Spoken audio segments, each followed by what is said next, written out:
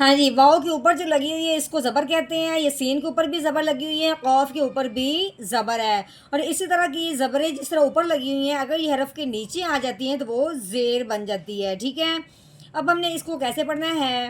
واؤ زبر وا، سین زبر سا، واسا، قوف زبر قا، واساقا۔ جی آگے وقف آیا ہے تو وقف کی صورت میں قوف کو ہم نے ساکن کر دینا ہے، یعنی کہ اس کی زبر ہٹا دینی ہے، تو پھر اس کو ہم نے ہلا کے پڑھنا ہے کیونکہ قوف حروف قلقلہ میں سے ہے۔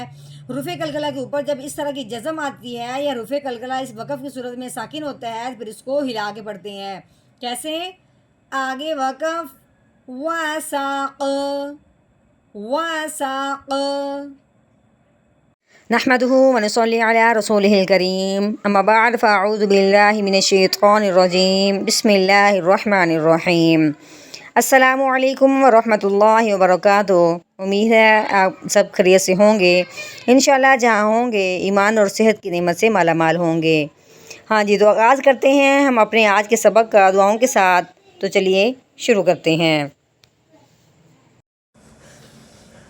اللهم صل على سيدنا ومولانا محمد وعلى آل سيدنا ومولانا محمد وبارك وسلم۔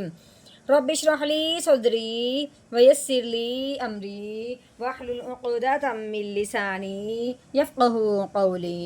رب زدنا علما، رب زدنا علما، رب زدنا علما۔ اعوذ باللہ من الشیطان الرجیم بسم اللہ الرحمن الرحیم۔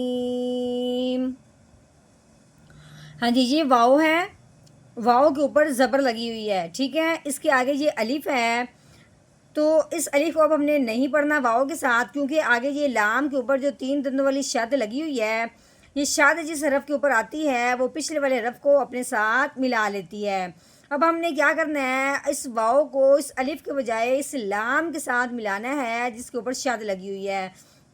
اگر تو ہم واؤ کو الف کے ساتھ ملاتے ہیں تو پھر لام جس کے اوپر شاد لگی ہوئی ہے اس کے ساتھ ملنے والا کوئی حرف پیچھے نہیں باقی رہے گا، اس لیے ہم نے الف کو چھوڑ دینا ہے، واؤ کو لام کے ساتھ ملانا ہے۔ تو کیسے پڑھیں گے؟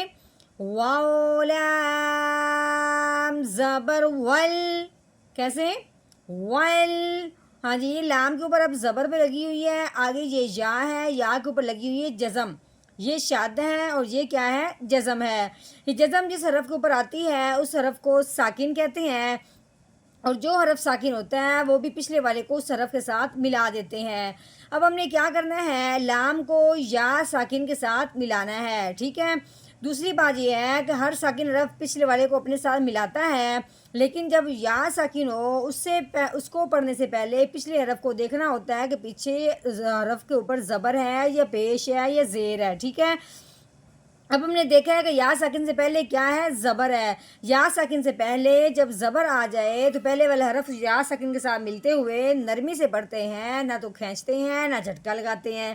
اب کیسے پڑھیں گے؟ لام یا زبر لئی، ولی۔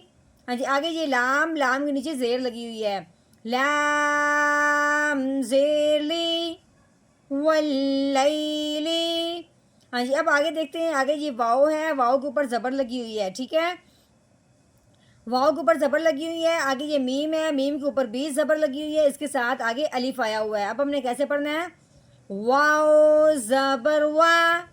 ہاں جی، میم کے اوپر زبر ہے، آگے الف سے پہلے حرف پہ جب زبر آ جائے، الف سے پہلے حرف پہ جب زبر آ جائے تو پہلے والا حرف الف کے ساتھ ملتے ہوئے ایک الف کے برابر لمبا ہوتا ہے۔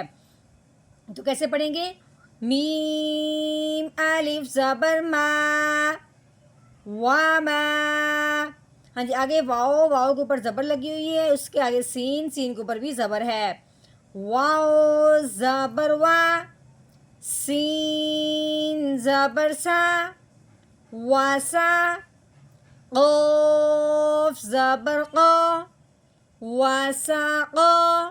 ہاں جی، اب آگے یہ جو گول دائرہ ہے اس کو وقف کہتے ہیں، ٹھیک ہے۔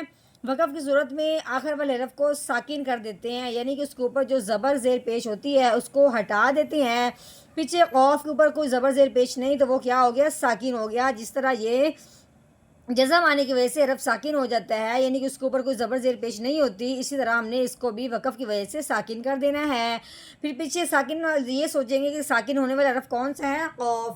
تو قوف کن حرفوں میں سے ہے؟ حروف قلقلہ میں سے.